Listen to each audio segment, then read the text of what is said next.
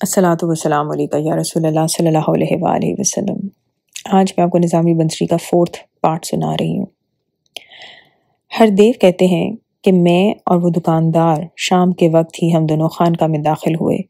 بہت بھیڑ تھی، مجلس میں جگہ نہ تھی۔ میں سب کے پیچھے بیٹھ گیا، مگر دکاندار سیدھا حضرت رحمۃ اللہ علیہ کے سامنے گیا اور سلام کر کے بیٹھ گیا۔ مجھے یہ بات ناگوار معلوم ہوئی۔ دوسرے لوگوں نے بھی برا محسوس کیا، مگر حضرت رحمۃ اللہ علیہ نے نہایت محبت سے اسے پاس بلا کر بٹھایا اور فرمانے لگے، تم غالباً اسی شہر کے رہنے والے ہو۔ دکاندار نے کہا، حدیث میں آیا ہے، یہ دنیا مومن کے لیے قید خانہ ہے اور ہر مسلمان اس دنیا میں مسافر ہے۔ حضرت رحمۃ اللہ علیہ نے جواب دیا، ٹھیک کہتے ہو، مجھے تم نے حدیث یاد دلائی، بڑا احسان کیا۔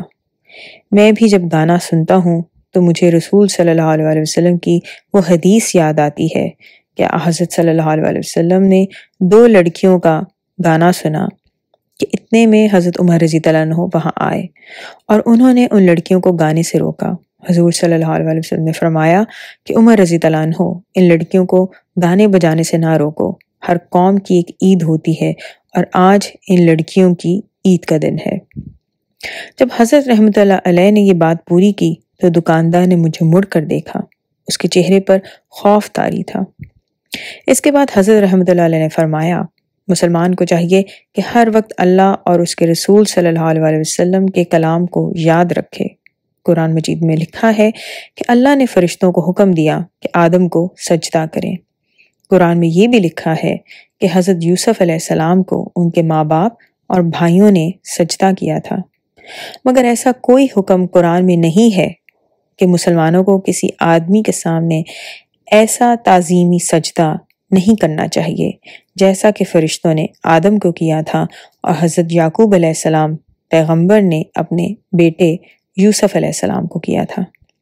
لہٰذا ثابت ہوا کہ عبادت کے سجدے میں اور تعظیم کے سجدے میں بہت فرق ہے۔ اگر فرشتوں کا سجدہ عبادت کا سجدہ ہوتا تو خدا فرشتوں کو حکم دے کر شرک نہ کراتا۔ اگر تعظیم کا سجدہ ناجائز ہوتا تو یعقوب علیہ السلام اپنے بیٹے کو سجدہ نہ کرتے۔ ہم درویشوں کے مسلک میں ادب اور تعظیم ہی سب سے بڑی چیز ہے، اس سے اطاعت پیدا ہوتی ہے۔ اللہ تعالیٰ نے قرآن مجید میں فرمایا ہے کہ اللہ کی اطاعت کرو، رسول صلی اللہ علیہ وسلم کی اطاعت کرو، اور جو تم میں صاحب امر ہوں ان کی اطاعت کرو۔ بس جو لوگ اپنے پیروں کے آگے تعظیماً جھکتے ہیں وہ عبادت نہیں کرتے بلکہ تعظیم کا اظہار کرتے ہیں، جس سے ان میں اطاعت پیدا ہوتی ہے۔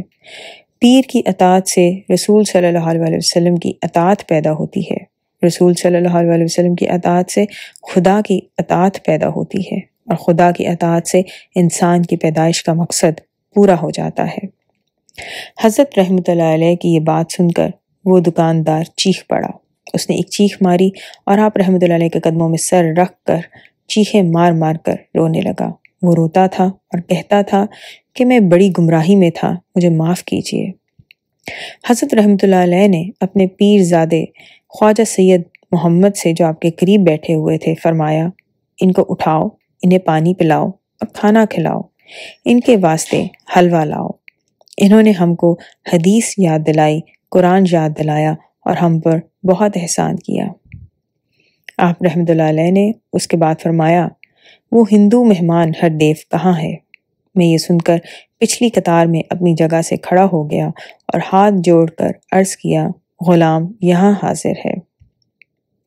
حضرت رحمۃ اللہ علیہ نے میری طرف دیکھا۔ آپ رحمۃ اللہ علیہ کی آنکھوں میں آنسو تھے۔ مجھ سے آپ رحمۃ اللہ علیہ نے فرمایا، ہم سب خدا کے ذمی ہیں، کوئی انسان کسی انسان کا ذمی نہیں ہو سکتا، کیونکہ کسی کے اختیار میں نہیں کہ وہ دوسرے انسان کی ویسی حفاظت کر سکے جیسے خدا اپنے بندوں کی حفاظت کرتا ہے۔ دکاندار نے پھر ایک چیخ ماری، وہ ایک مرغ بسمل کی طرح صحن میں لوٹنے لگا۔ اتنے میں خواجہ سید محمد کچھ کھانا، پانی اور حلوہ لے کر آ گئے۔ حضرت رحمۃ اللہ علیہ نے دکاندار کو قریب بلایا اور اپنے ہاتھ سے روٹی کا ایک نوالہ اس کے منہ میں دیا۔ پھر دکاندار نے وہیں کھایا پیا اور دونوں ہاتھ باندھ کر کہا کہ مجھے بیعت کر لیجیے۔ حضرت رحمۃ اللہ علیہ نے فرمایا، یہ محمد میرے پیر کا نواسہ ہے اور میرا بیٹا ہے، تم اس سے بیعت کرو۔ پھر آپ نے خواجہ محمد کو حکم دیا کہ اپنے مہمان کو لے جاؤ اور رات اپنے یہاں ٹھہراؤ، اس کی بیعت قبول کرو اور تعلیم دو۔ اس کے بعد آپ نے مجھ سے مخاطب ہو کر کہا، ہردیو، تم بھی محمد کے مہمان کے ساتھ آج رات محمد کے گھر میں قیام کرنا۔ میں کھڑا ہوا اور ہاتھ باندھ کر عرض کیا کہ مخدوم کے حکم کی تعمیل کی جائے گی، اور پھر ہم دونوں خواجہ سید محمد کے مکان پر گئے جو خانقاہ سے قریب ہی تھا۔